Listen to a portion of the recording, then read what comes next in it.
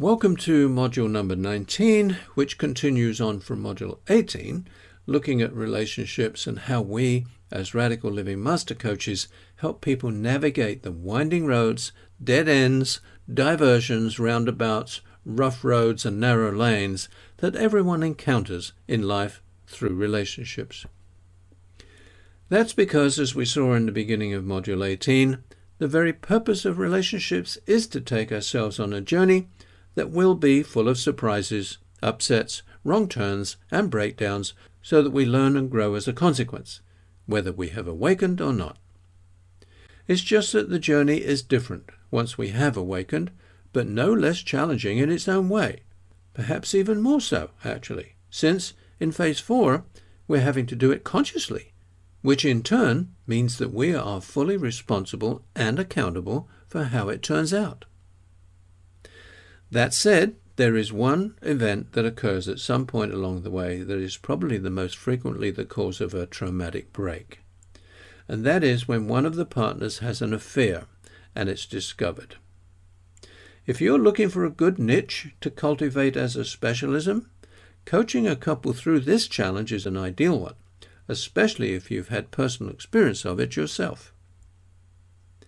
Now, I'm not going to spend a lot of time going over it from the human angle of an affair, because there is an excellent book I'm recommending that you read that will give you all the information you need to be able to coach people through the agony and the ecstasy of the affair.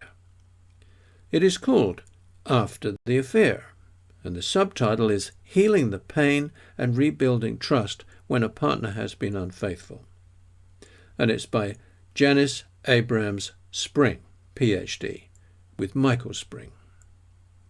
I'm sure there are others, but this one has been in print for a long time, and I think it covers it well. So I'll leave you to read that book on your own, but I will endeavor to cover the topic of infidelity from a radical forgiveness point of view. However, before I go there are a couple of points I do want to make, one of which relates to what I've been advocating in the previous 2 modules, while the other has bearing on the upcoming video on sexual personalities in this module. Firstly, I think it's important to define infidelity. When we do that, I think you will see that, theoretically anyway, very few people who have had affairs are actually guilty of it. The definition of fidelity is the quality of faithfulness or loyalty. But faithful to what? To monogamy, you might argue. Yes, of course, assuming there is an agreement as such to which one must owe fidelity. But how many couples ever sit down prior to getting married and make an agreement to this effect? And what if you're the type who is polyamorous and will find it difficult to resist the chance to indulge in a little carnal pleasure on the side? What would your partner think about that? Would you be willing to promise that you wouldn't stray and really mean it? Or would you suggest that you have an open marriage? How would you feel if your partner did the same to you? Are you in fact suited to be in a marriage or serious relationship that does not allow you to be your authentic self? It could be a deal killer. Without an agreement, there can be no fidelity. Therefore, under such circumstances, if one party has an affair, there is no infidelity. And it is not enough to expect fidelity to something that has not even been discussed, let alone been agreed. When someone comes to me in distress at having discovered their partner has been unfaithful, my first question is, what agreement has he or she been unfaithful to? Then, did you ever discuss the issue of monogamy and both agree to it before you got married? Invariably, the answer is no. It was simply assumed. Why then are you so surprised? This is not something to just assume. To get married and not have that discussion first is pure folly. The fact is, a lot of men are simply incapable of being monogamous, given that women are as equally prone to exercising the power of seduction as men are attracted to that allure. And in this world, the opportunities for extramarital sex abound. There are many alternatives to pure monogamy that can be negotiated and tried, assuming the love between the 2 people is strong enough, especially when and if you reach phase 4, when freedom becomes one of the principles that guide the relationship. So this brings us right back to us knowing what our values and boundaries are, and then having enough self-respect and honesty to have an authentic discussion about the nature of the commitment we're making, not just a monogamy, if that's what we agree on, but a host of other things that married people have to agree to. You will find a list of things that one would need to discuss in the resources section, and is covered in the next video. If you have a client who's come out of a relationship on the grounds of wanting to be in one that reflects the values of Phase 4 and is contemplating manifesting a new partner, you might need to go over that list with him or her, if and when they find one and are ready to commit. Someone did that for my wife and I just before we got married, and it's helped us build real trust that otherwise probably wouldn't have been there without doing that work. The other thing I read in Janice Abrams' book is how men and women radically differ in how they justify an affair. Women say they did it for love. They fell in love with the guy and couldn't help themselves. Men, on the other hand, say the complete opposite. I did it, but there was no love in it. It was just sex.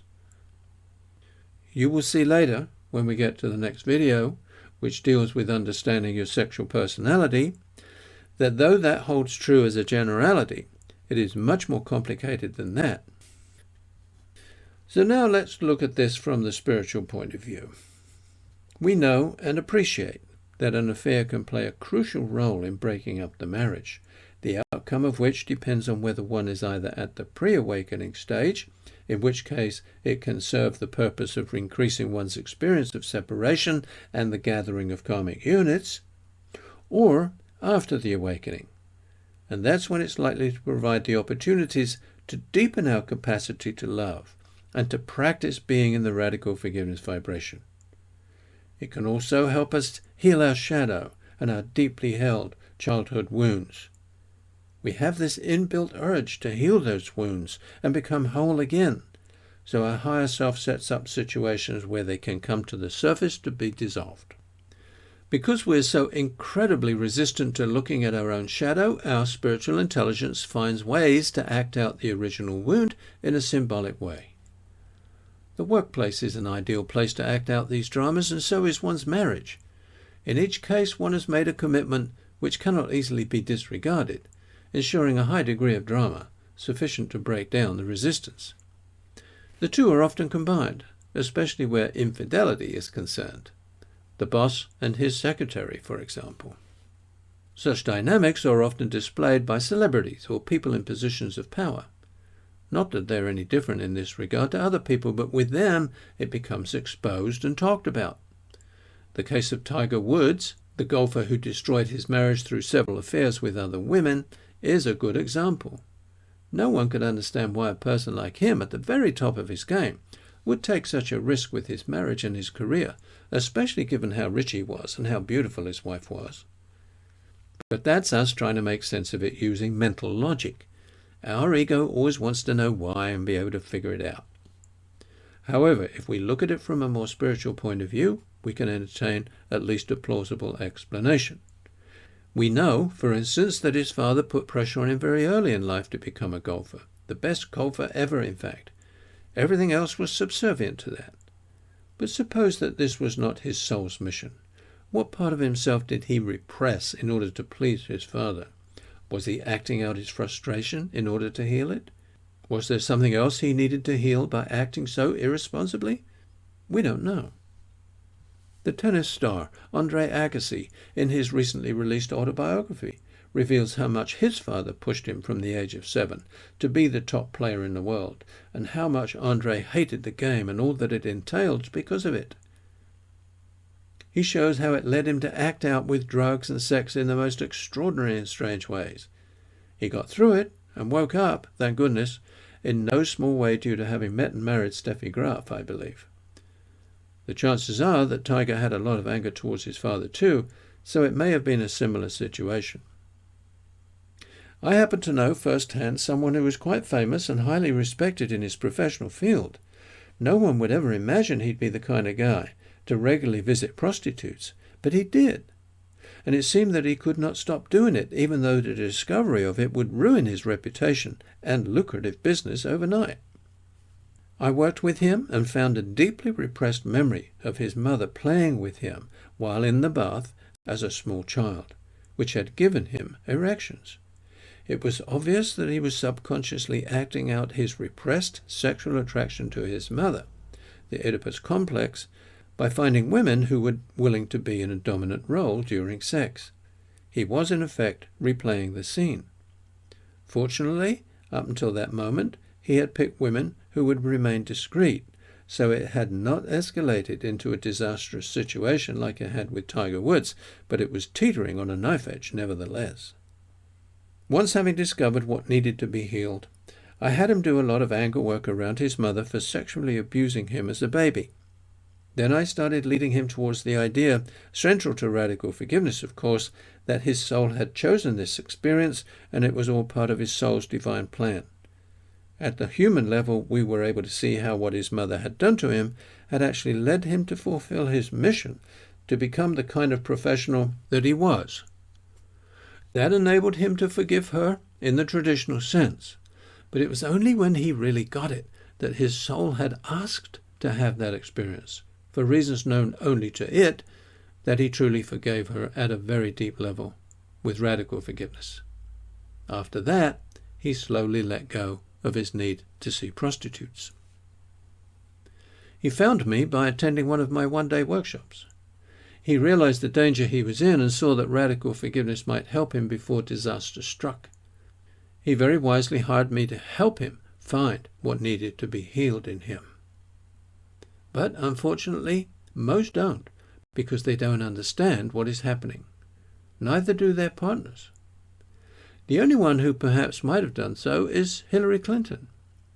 She was hurt, I'm sure, but she was able to transcend it and move on.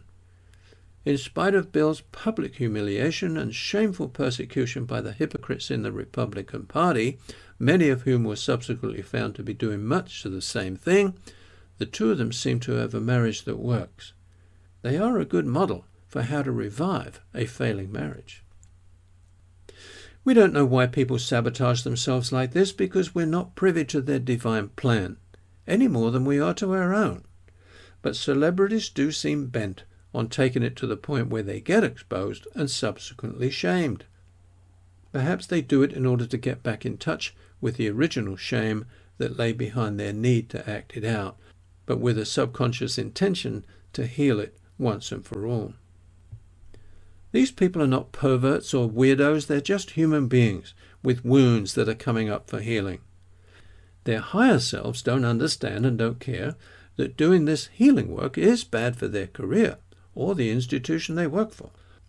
All the higher self cares about is that the time has come to heal their wound so that they can become a whole human being again. Here's the twist in all this, though. First of all, it doesn't just happen to famous people. It happens to everyone, to some degree or another. We all have stuff deep down that wants to come up for healing, and we can rest assured that it will, one day. The trick then is to do what my professional client did. Recognize the symptoms before they become too obvious to everyone else. Realize that it's unconscious energy coming up for healing, and take steps to heal it before it does irreparable damage. In other words, we need to use the tools of radical forgiveness the moment we begin to spot a problem.